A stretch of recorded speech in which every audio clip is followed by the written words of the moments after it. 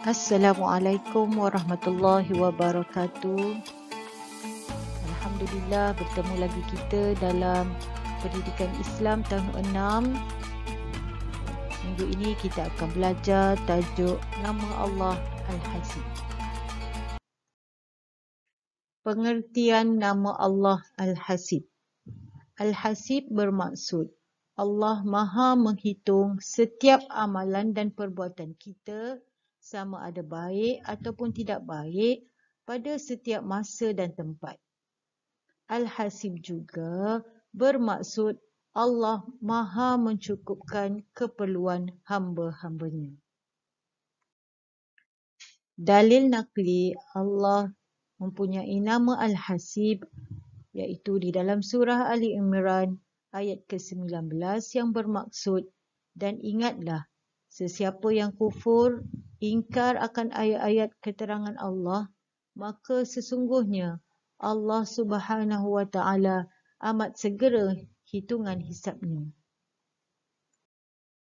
Murid-murid, hukum beriman kepada nama Allah Al-Hasib ialah kita wajib beriman bahawa Allah mempunyai nama Al-Hasib dengan meyakini Allah Maha Pemurah ketika memenuhi keperluan hambanya dan Maha menghitung setiap amalan kita.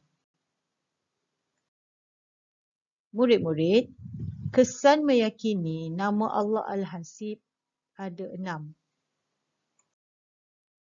Yang pertama, membanyakkan amalan. Yang kedua, bersegera melakukan amalan kebaikan. Ketiga, menghargai masa dengan melakukan perkara yang berfaedah. Keempat, meninggalkan maksiat. Kelima, bersyukur dengan segala pemberian Allah. Dan yang keenam, hidup akan disayangi Allah. Seterusnya, bukti-bukti nama Allah Al-Hasib. Terdapat banyak bukti-bukti bahawa Allah mempunyai nama Al-Hasib.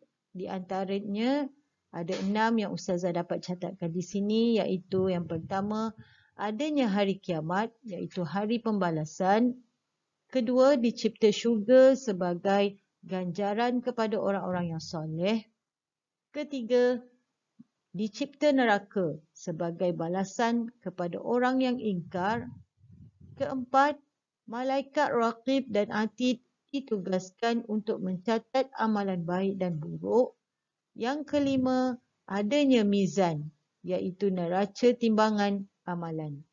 Yang keenam, penciptaan alam yang memberikan manfaat kepada manusia. Baiklah murid-murid, kita boleh ikuti cerita kehidupan Uwais Al-Qarni yang diredai Allah seperti dalam buku teks muka surat 92. Uwais Al-Qarni seorang pemuda yang soleh dan rajin beribadat. Beliau tinggal di Yaman. Hidupnya hanya untuk mencari redha Allah. Beliau mempunyai seorang ibu yang sangat tua dan lumpuh.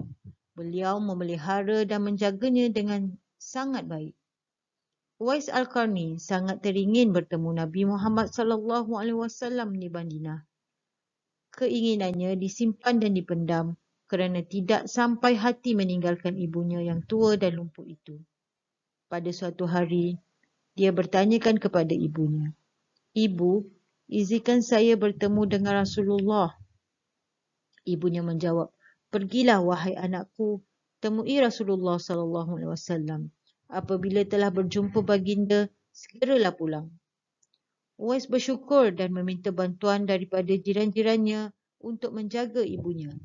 Beliau segera bertolak ke Madinah yang terletak ratusan batu dari Yaman.